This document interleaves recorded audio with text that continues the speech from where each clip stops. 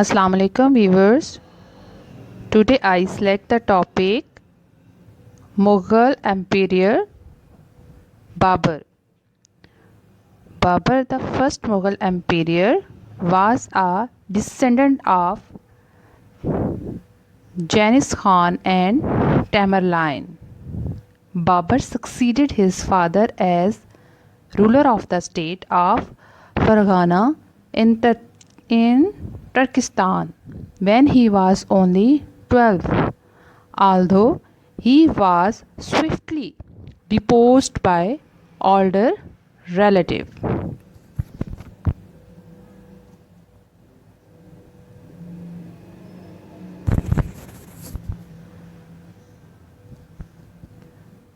Babur moved into Afghanistan in 1504 and then moved on to India, apparently at the invitation of some Indian princes who wanted to dispose of their ruler. Babur disposed of the ruler and decided to take over himself. He captured the Turkic Gurat Sultanate of Delhi in 1526, imposing his rule on most of northern India. Babur was followed his son Humayun, who was a bad emperor, a better poet, and a drug addict. He rapidly lost the empire. He did eventually recover the throne but died soon afterward after breaking his neck falling downstairs.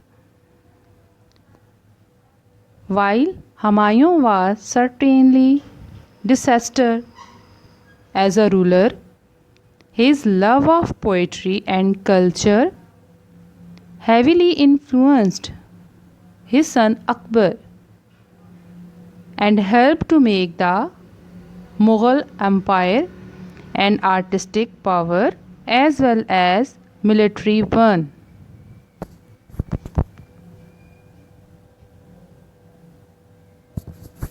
Under Babur, Hinduism was tolerated and new Hindu temples were built with his permission. Trade with the rest of the Islamic world, especially Persia, and through Persia to Europe, was encouraged. The importance of slavery in the empire diminished and peace was made with the Hindu kingdoms of southern India.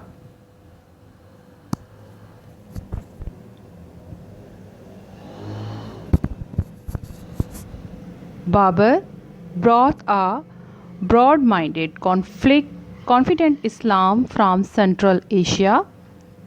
His first act after conquering Delhi was to forbid the killing of cows because that was offensive to Hindus.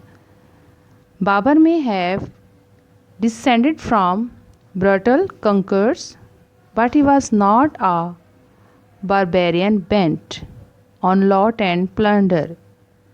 Instead, he had great idea about civilization, architecture, and administration. This is a picture of Babri Mosque made by the Empire Babur. It is a famous mosque built in India. Nowadays, many issue arises about the Babri Mosque.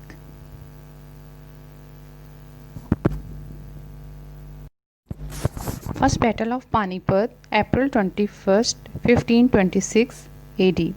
After conquering Punjab, Babur proceeded toward Delhi and met the army of Ibrahim Lodi at Panipat, now a town in Haryana, 85 km northwest of Delhi. Babur, in his memories, mentions that with a small army of 12,000 picked horsemen, he defeated Ibrahim's army of about 1 lakh soldiers. Whatever be the statistical detail, all historians agree that Ibrahim's army was far greater in numerical strength.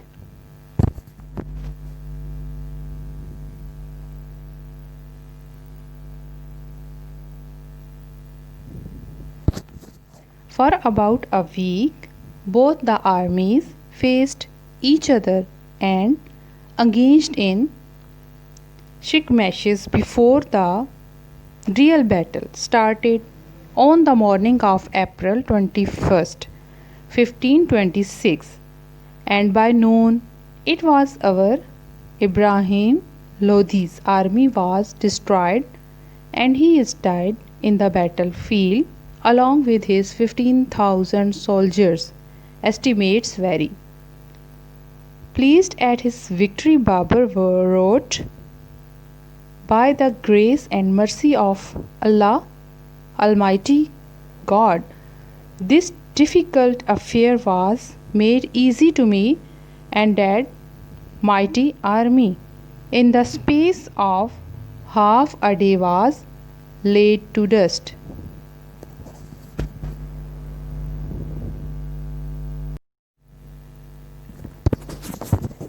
Death and legacy.